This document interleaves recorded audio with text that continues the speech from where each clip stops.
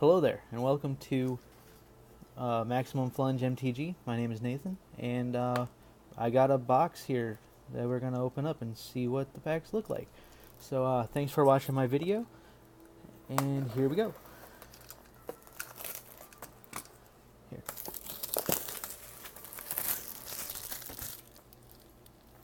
Yeah.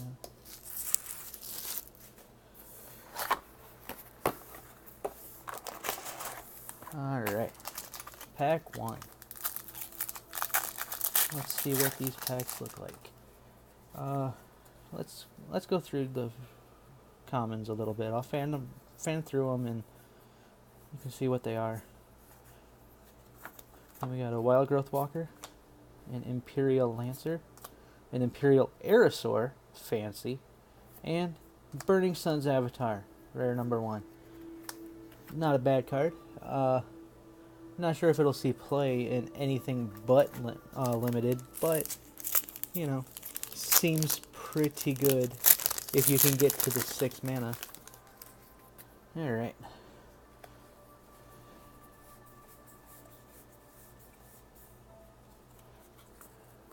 Sentinel Totem, Bellowing Aegisaur, Thundering Spineback, getting some good dinosaurs in these first 2 packs, and Stormfleet Pyromancer Foil, which means there's a flip card behind this. Let's see which one it is, shall we? Legion's Landing. Oddly enough, that is the only one of the legendary enchantments that I don't have yet, so that's always a good thing. Legion's Landing translates into a 1/1 white vampire creature token with lifelink, and if you attack with 3 or more creatures, you transform it into Adanto, the First Fort, which means you can either add a white mana to your mana pool or pay 2 a white, tap it to create a 1/1 white vampire creature token with lifelink. I'm not that big on that card. I know it saw play at the Star City Games Open this weekend. At least a little bit. I don't know how much play it's seen, but like I said, I'm not a fan. But next pack.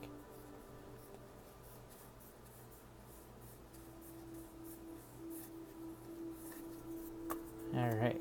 Steadfast Armasaur, Siren Stormtamer. I really like this card. Dire Fleet Captain. Really want to do something with this one. And Star of Extinction. Our first mythic is not that great. This is actually, I think, the 3rd one of these that I've gotten. So yeah. Put the mythics up there. Yeah, for some reason when I first saw that card I thought it hit players too. And like I thought it said something like it deals 20 damage to each creature and each of those creatures' controllers or something, which I don't know where I got that idea, but you know, whatever. Alright. 1, 2, 3. This card is really good in limited run around. I have hosed people with it and have gotten hosed with it, so you know, really good. Emergent Growth, Deadeye Plunderers. I really want to do something with this card. This card seems like a lot of fun. Adanto Vanguard. Yeah, this card also saw some play at the Star City Games Open. Same deck as the Legion's Landing, so you know, whatever. And Kinjali Sunwing. I think this card's super sweet. I enjoy the taxing effects.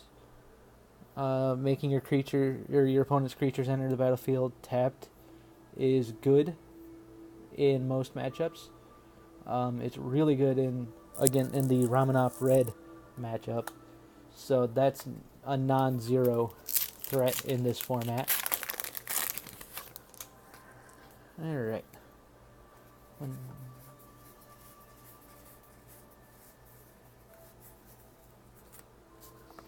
Got a Kite Sail Freebooter,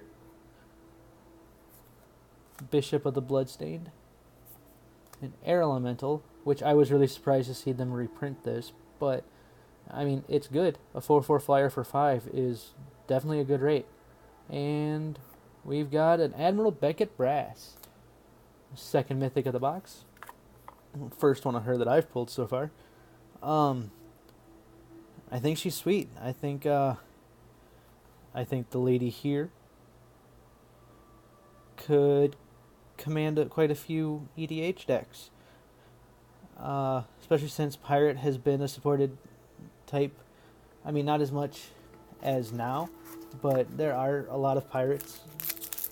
There are more pirates in the past of Magic than I think there are dinosaurs, so you know that's a thing, I guess. All right.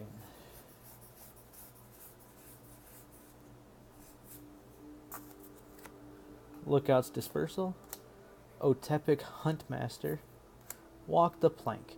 This card is super good. I mean, you know, obviously being sorcery speed hurts it, but an almost unconditional kill spell for 2 mana is always a good thing. And hey, it's a Jace. Man, that's 2 mythics in a row.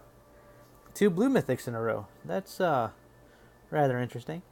I mean, technically Admiral Beckett Brass is a Grixis mythic, but whatever.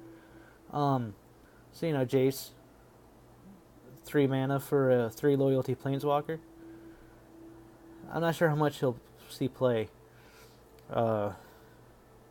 He is not like any of the Jaces that we've ever seen before, which I don't know if that's a good thing.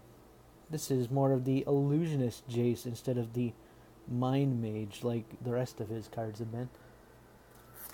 But hey, man, I'm like, let's see, what's that? 6 packs in, 3 mythics so far. This is definitely shaping up to be an odd box.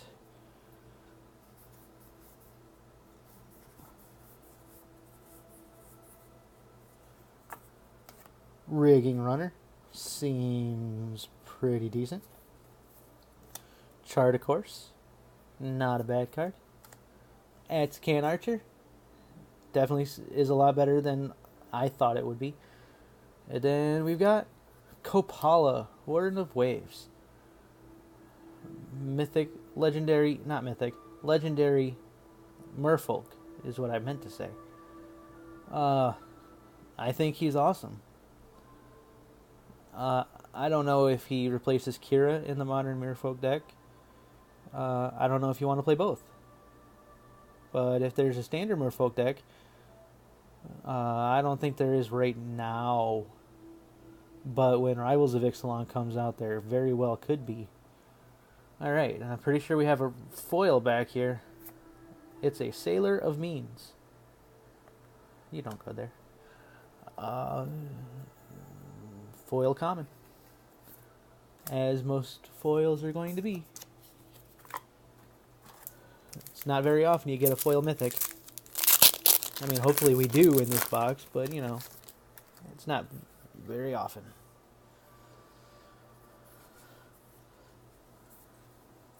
So has anybody out there drafted this set yet? I did a draft on McGo, and it was a weird draft. I haven't played the matches yet, but my deck ended up being 21 creatures and 2 removal spells. Yeah. Like I said, I'm not sure how good it's going to go. Dusk Legion Dreadnought, Stormfleet Arsonist, Drover of the Mighty. I needed more of these guys.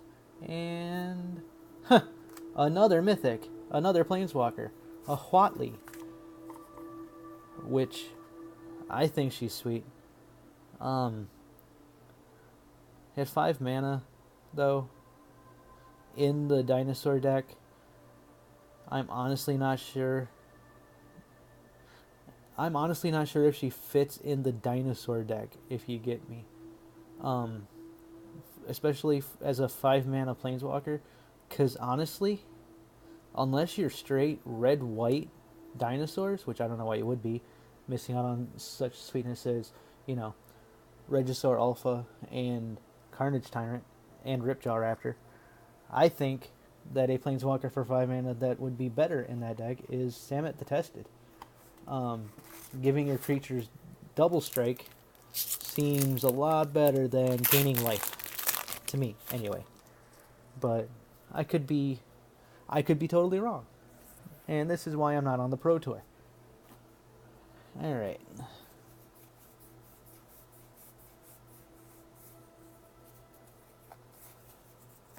Got a Kumena's Speaker, an Inspiring Cleric, Lurking Chupacabra, and Shadowed Caravel. I don't much care for any of the vehicles in this set. I don't want to sound like, oh, they were too broken in Kaladesh, and that's why they were good. But none of the vehicles in this set seem that great. I mean, this one, 2 mana, crew 2 for a 2/2. But if you for some reason first pack or pick one, this card, you could technically build an Explorer deck around it. But I'm not sure how good that would be. I mean, this format is literally a week old. The set just came out technically yesterday. But people have been able to draft it on Magic Online since Monday, and last weekend was the pre-release, and yeah, I don't know if an Explorer deck is viable in draft.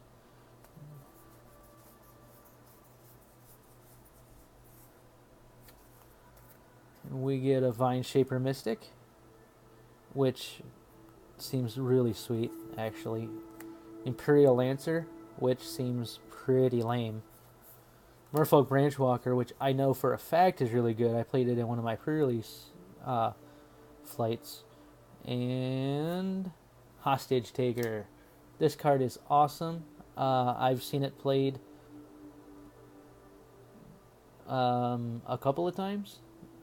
2 of the times was at the Sunday pre-release at my shop against me, and it wrecked me both times.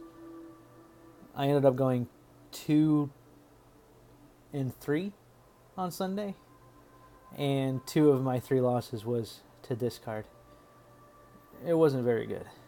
Alright, and I'm pretty sure I saw a foil back there, and it is sweet, a foil Rootbound Crag. That is actually really sweet. I know these are reprinted lands, but look at that dinosaur. Look at the detail on this. I mean, this part is all shadowy, but all this over here is awesome. I'll put that over here. Alright, so 10 packs in, I want to say. 1, 2, 3, 4, 5, 6, 7. Yeah, 10 packs in, 4 mythics, which is ridiculous. Which makes me think either we're not going to get any more mythics, or this is an outrageously value box and we get more. Either way, I'm kind of okay with it. I think I've about made most of my money back, I think. If it keeps going at a clip like this, all I need is like the Growing Rights of Itlamok, and I'll be happy.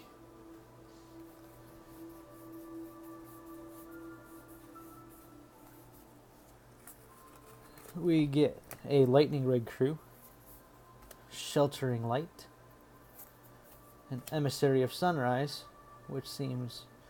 I think this card's really good. People tended to not want to attack in to a 3-1 with first, or 3-2 with first strike, which is always good for you. And Goring Ceratops.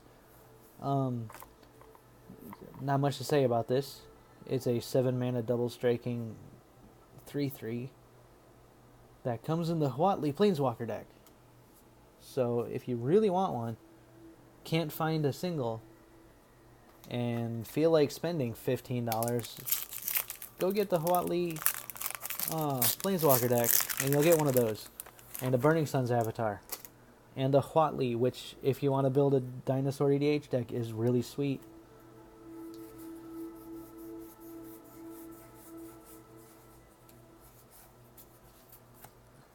Heartless Pillage, Mind Rot with minor upside, Bonded Horncrest.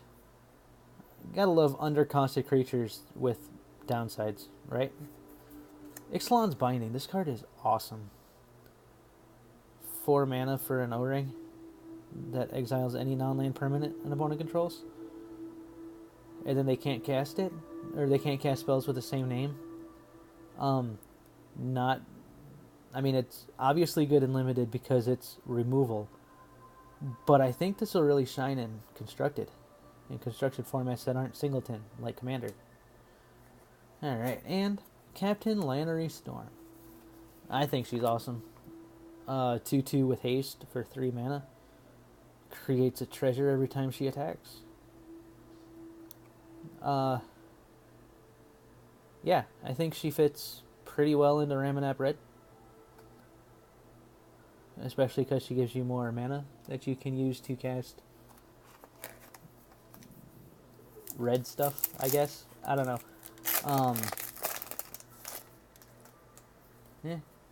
Turn 3, Lannery Storm, attack. With the make the treasure, second main phase, or sacrifice the treasure for red mana, and I don't know, dual shot a creature or two. I don't know, that doesn't seem too great, but you know what I'm getting at. Magma Spray, Shock are both in the format.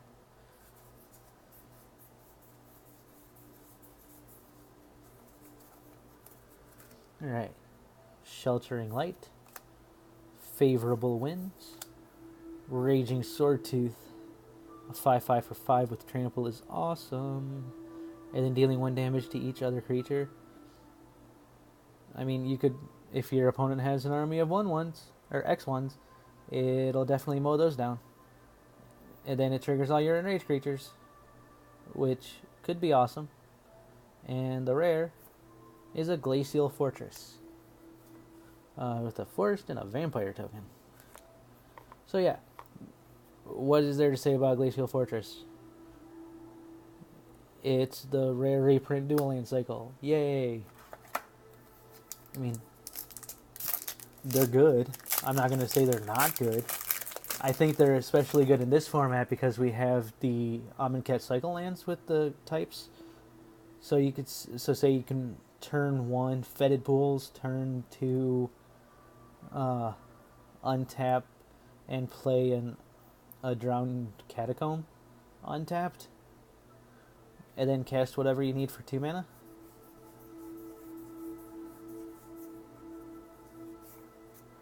So, you know, the more mana unable to come into the battlefield untapped, the better.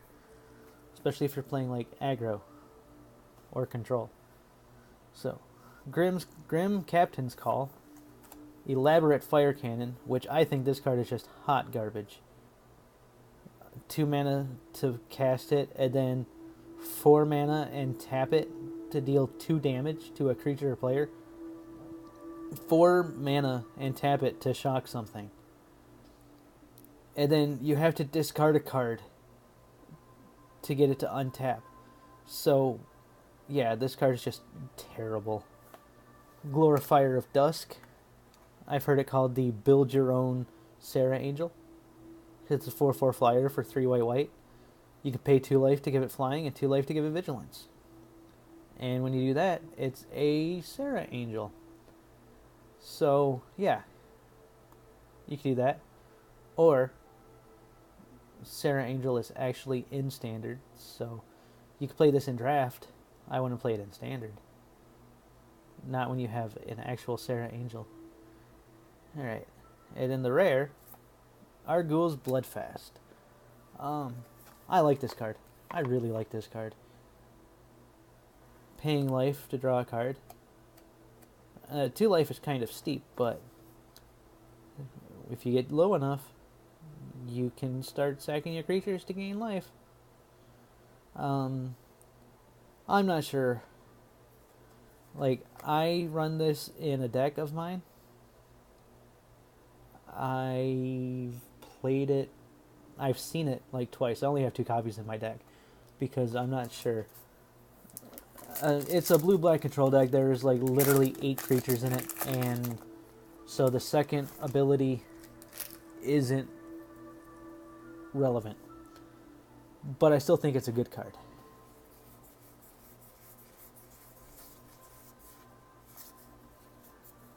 Another Siren Storm Tamer, which I really like.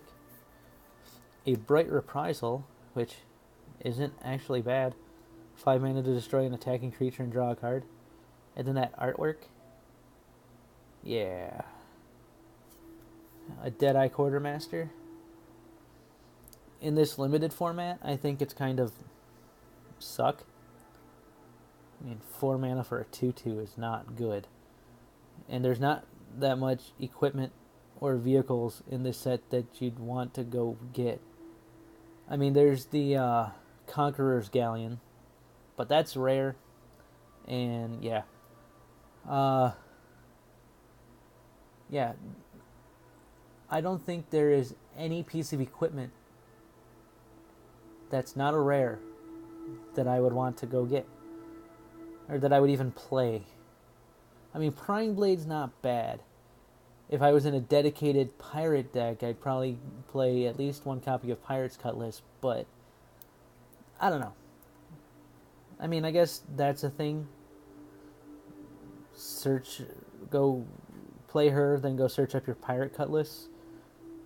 But that seems not good. Alright, then we got Revel in Riches. The alternate win con card in this set. I think this card is hilarious, if you can't tell from the art. But yeah, I enjoy alternate win cons. Mainly, my favorite is Mill. Go on, fight me. I really enjoy the Fraying Sanity deck for Last Standard. I actually built that. It was fun. I built it as Simic. It did work for the 3 months it was legal.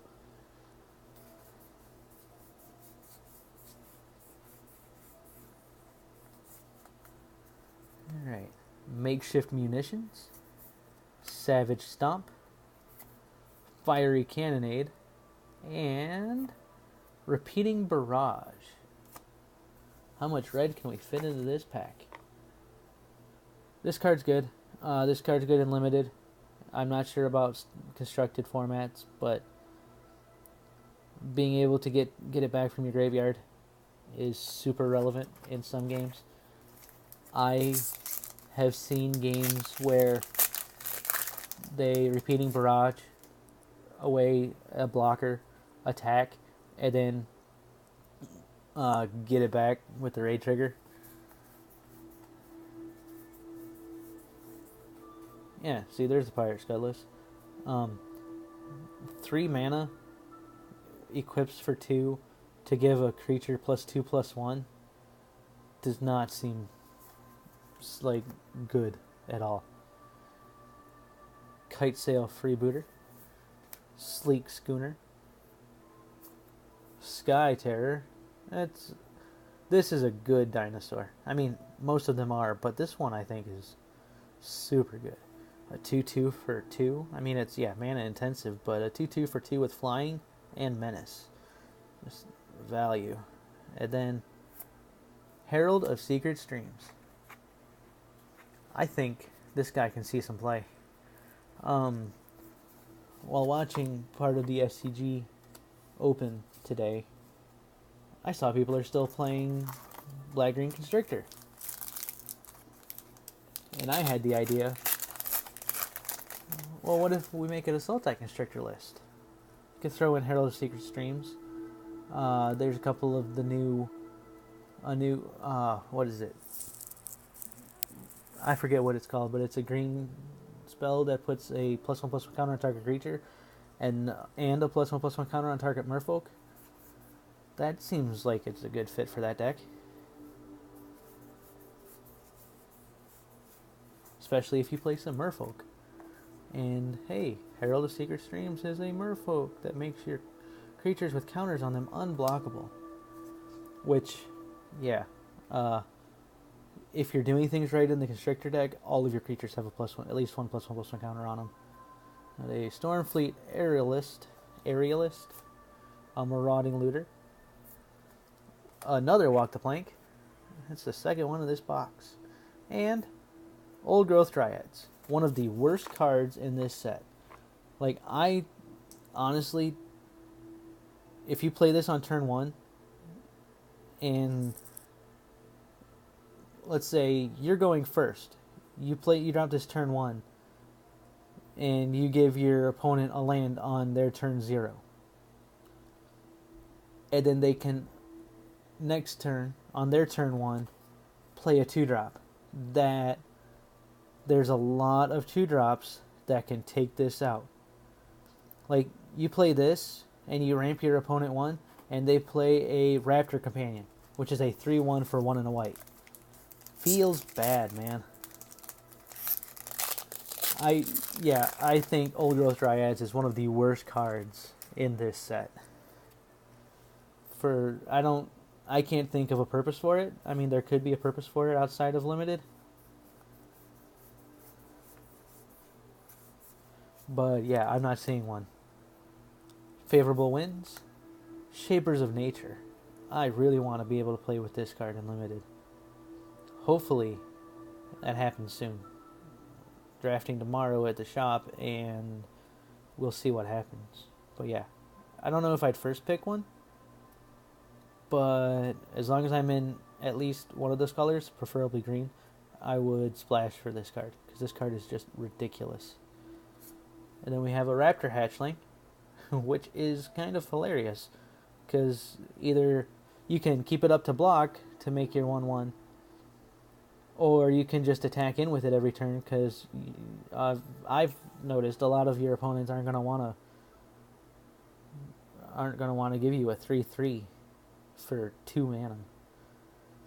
And then there's also things you could do, like increase its toughness, give it indestructible, ping it a bunch of times. You know, fun things, and just make a butt ton of 3/3 dinosaurs. Alright, next card is Daring Saboteur. This is just another one of those cards in the long line of blue rares that can't be blocked, that can draw cards, and none of them have been particularly good that I can remember. And I mean, this one seems alright, but the fact that you have to pay to make it unblockable just seems not that great. Spell Pierce. Super glad this is in this set. Super like that new art too. That art is awesome. Props to Daruchenko Alexander. Sorry if I butchered that.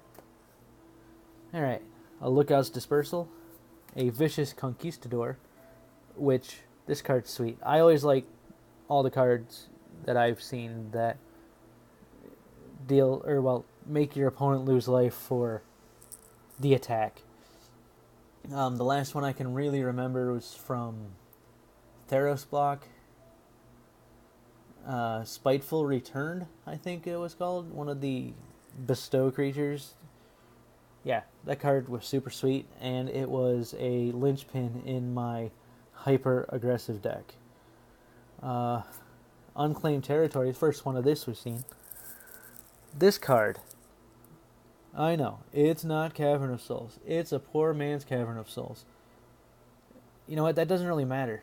Comparing this to Cavern of Souls is not fair. I mean, it's a land, yeah, that you choose a creature type when it enters the battlefield, and then it taps for a mana of any of that creature's, a mana of any color to cast a creature spell of that type, or just a colorless. Arcane Adaptation is our rare. Blue Conspiracy. I actually read up on this, and it's not the first time that blue has had the conspiracy type effect. It is the first time that they've had the full-on conspiracy, where it's not just the creatures you control that are the chosen type. This card, I think, is going to be played in Standard.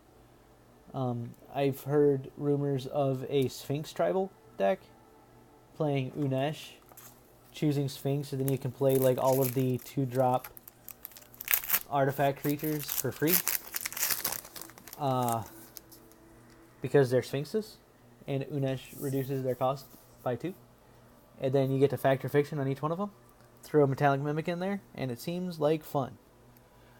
Alright.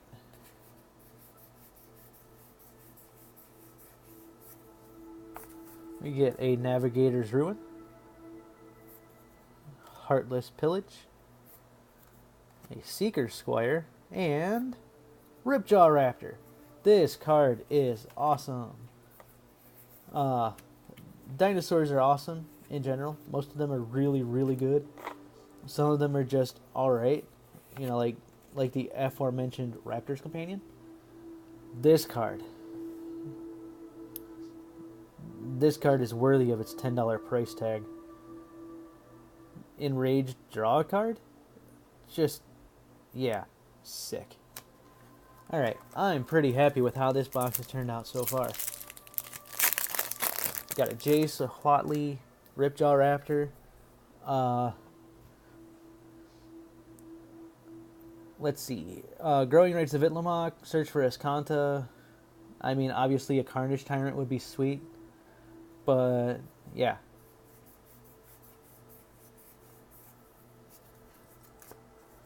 Makeshift Munitions. The most expensive Lightning Helix ever. Tempest Caller. This card seems like it's a blowout waiting to happen. 2 mana 2/3 that when it enters the battlefield, tap all creatures your opponent controls. Well, target opponent, I guess. If you're playing this in a multiplayer format, you have to target your opponent. This card is powerful. Can't wait to play with it. And our rare, we got a foil Kinjali's Collar, which means we have another flip card. I wonder if it's one of the aforementioned lands. I hope so, but knowing me, it's probably one of the, like a Dowsing Dagger. Oh, nope, it's a Conqueror's Galleon, which is not great. I mean, it's cool and all. A 2/10 vehicle for 4 that turns into a land that gets you card advantage the more you pump into it. I mean, it's sweet, but it's not very splashy, you know. When you're opening packs like this, you want splashy. Like, these cards, these mythics are splashy. Ripjaw Raptor is splashy. Conqueror's Galleon, not so much.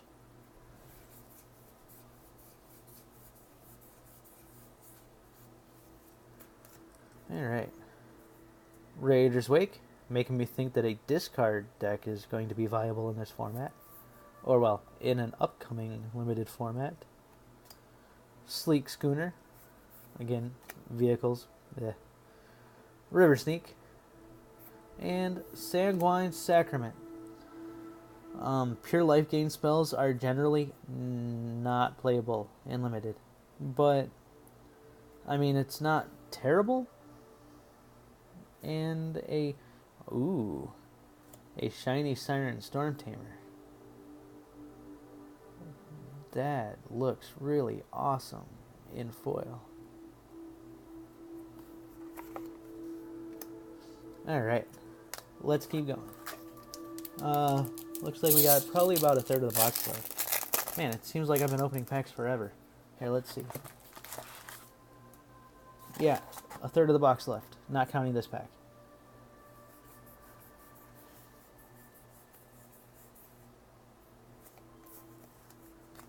With a Rigging Runner, 8 Ranging Raptors, which I think, weirdly enough, this is the first one of this we've seen in this box. A Call to the Feast. And Waker of the Wilds. That's the second one of those that I've opened, isn't it? Maybe I'm mistaken. Here, let's see.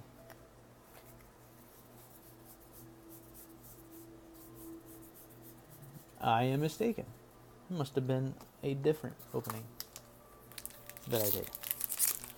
I don't know. I've opened a lot of packs in the last day and a half or so. play Two-Headed Giant and won 21 packs with a partner of mine.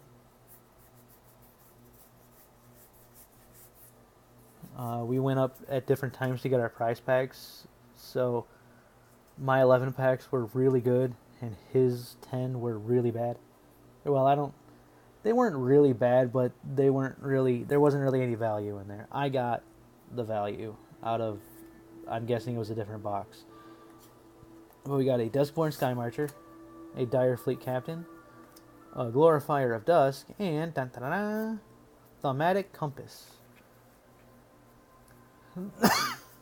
Sorry. This card, I find it hard to read. I know it's good in Limited. I've played against it in Limited, and it's kind of a blowout. But beyond that, I might play it in my EDH. I've got a Gitrog Monster EDH deck that really likes having a lot of lands on the battlefield. I don't like that it's not a May ability, though. You have to transform it if you have 7 more lands. Yeah. Well, see, it turns into Spires of Orazca, which is like a very narrow Mazavith that only hits your opponent's attacking creatures. I know when I played against it at the pre-release, I played against it as if it were a Mazavith and was informed that was wrong.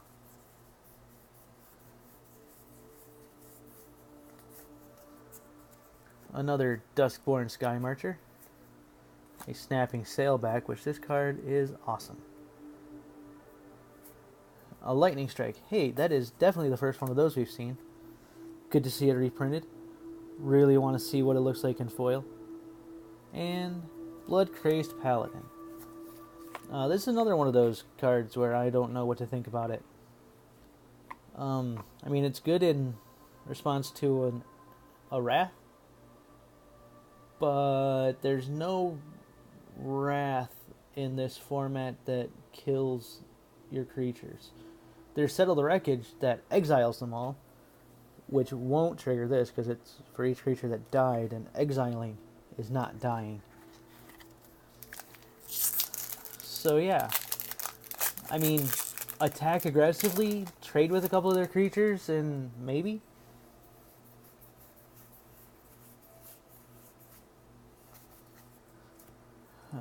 Stormfleet Arsonist, Slice in Twain, Air Elemental, another one, still really solid, and Deadeye Tracker. This is Deadeye Tracker number 6 for me. I think it's good, but I'm not sure how playable it is. I've played it in Limited. It seems alright. I've seen it played in Limited to better effect. Again, it seems alright. Got a Pillar of Origins. Another Raging Swordtooth. A Bishop of the Bloodstained. And a Sanctum Seeker. Yeah. The Vampire Hellrider type card. Except it doesn't have haste. And yeah, I don't know. I think it's pretty cool. If a vampire deck takes off in this standard meta, which I don't know. I'm not sure there's enough for it right now. Alright, and if I counted correctly, we have a foil. Foil Queen's Agent, common. This card is way too expensive for what it does. It's 6 mana for a 3/3 with lifelink that explores. So, would you play a 4/4 with lifelink for 6 mana that scries you a card? Or a 3/3 with lifelink that draws you a land? I don't think I would. But hey, what do I know?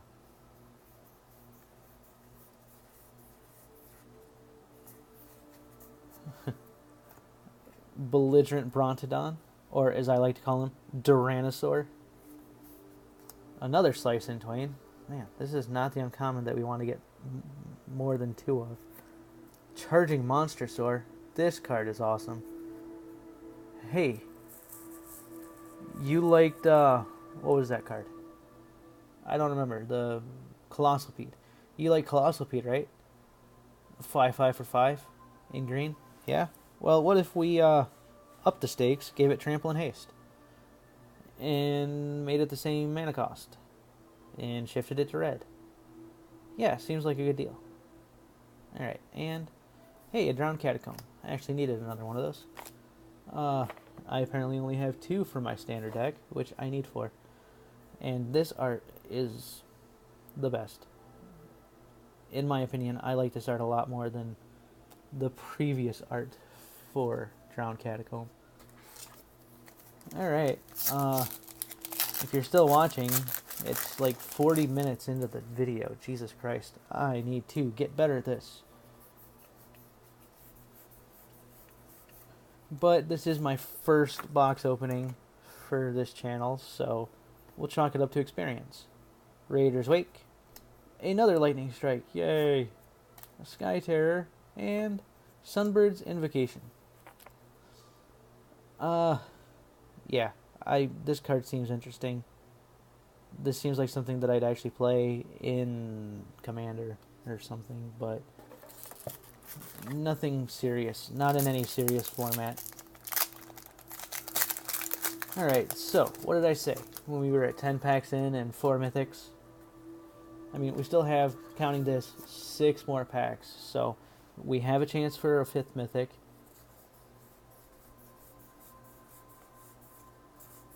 But every pack we go in, the odds are slimmer and slimmer. Inspiring Cleric, Drover of the Mighty, Deadeye Plunderers, Verdant Sun's Avatar. 7 mana for a 5/5 that gains you life equal to creature's toughness when it enters the battlefield. I think it's cool. I think it can wreck faces in limited, potentially EDH, if you were to build the dinosaur EDH deck. It doesn't even really have to be the dinosaur EDH deck, just throw it in Doran and go ham.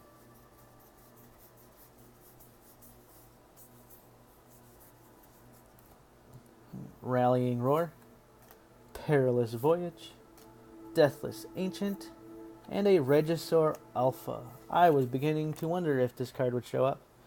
This card, a 4/4 for 5, that gives all your other dinosaurs haste, and creates a 3/3 dinosaur with trample when it enters the battlefield. Such value. I mean, there's not really much else to say about Regisaur Alpha than, yes please, or, yes sir, may I have another? Alright, 4 more packs, counting this one.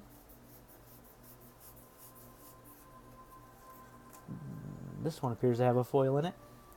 A Dusk Legion Dreadnought, a Trove of Temptation, a Deadeye Plunderers, and a Shaper's Sanctuary. I played against this card in Standard. It's annoying, but it's not backbreaking. Yeah, it's a good card, especially if you can stick it on turn 1, especially if you can stick multiples. Foil Inspiring Cleric. Alright, with 3 packs left to go, I'm really hoping that we get into a Growing Roots of Itlamok, because that will just make this box gravy.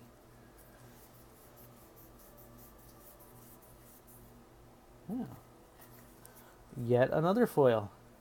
Belligerent Brontodon, Dinosaur Stampede, Deadeye Quartermaster, and Vona, Butcher of Magan. Oh, there's Mythic number 5.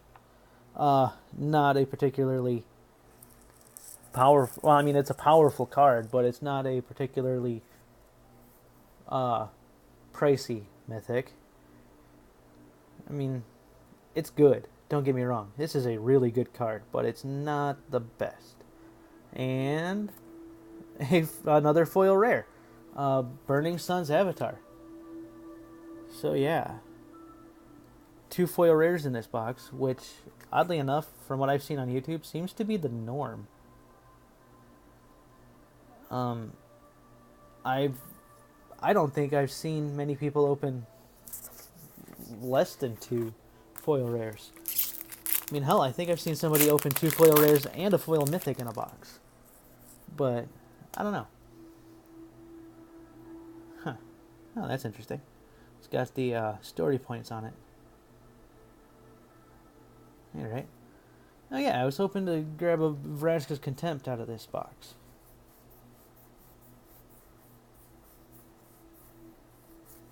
I'm not sure if that's going to happen with this being the second to last pack. Deep Root Waters, Ruthless Knave, Adanto Vanguard, and Vance's Blasting Cannons. Yeah, another one of those that I'm not too keen on. I like this a lot better than the Legion's Landing. But I still think that, well, first off, in the deck that's going to want this, it might be hard to get to 3 spells in a turn. But once you do, you can pay 4 mana to deal 3 damage, technically. Which, paying 4 mana for a 1/1 lifelink is a lot worse. Having a repeatable source of damage, though, I think is actually not that bad. Alright, last pack. Let's go out on a bang.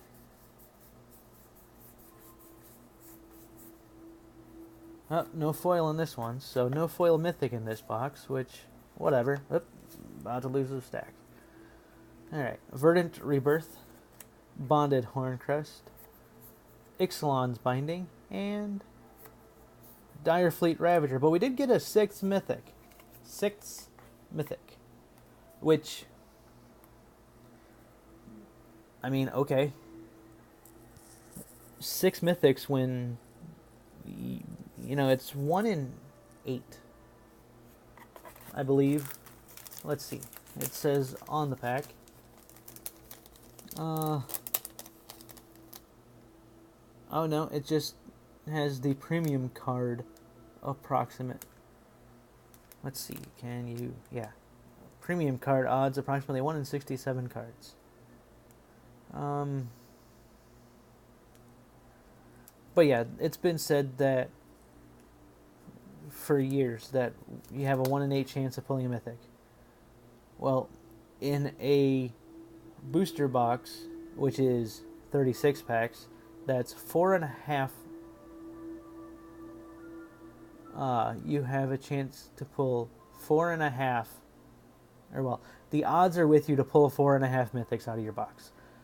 Obviously, you cannot pull a half of a mythic, but you know, so the odds are you'll generally get 4. Every so often you'll get a 5th. But a 6th is almost unheard of. So, in closing, I think this was a pretty good box. Little peeved that I didn't get my Growing Rights of Itlamok, but looking at the things that I did get, I think I still did pretty alright. I'm not gonna total up cost or anything, but you know, Jace is sitting around $15. Huatley's about $12, I think. Maybe 2. I'd probably put her around 3. Vona probably around, or well, 5 for Admiral, about 5 for Vona, and maybe 3 or 4 for Direfleet Ravager. Foil Rootbound Crag is probably a good $8 right now. The regular, not promo foil Burning Sun's Avatar might be worth $1 or $2. But yeah, so that was my first box opening for this channel. I hope you were entertained. If you liked this, I hope you like the video. And if you subscribe, that'd be awesome. And share it with your friends, because want to get out there to as many people as I can. So, yep, thanks for joining me, and I'll see you next time. Next time we'll have a bundle, which, yeah, hopefully the bundle is good. I mean, 10 packs. Another chance of pulling a Growing Rights of Itlamok. So once again, I'm Nathan. This is Maximum Flunge MTG, and catch you later.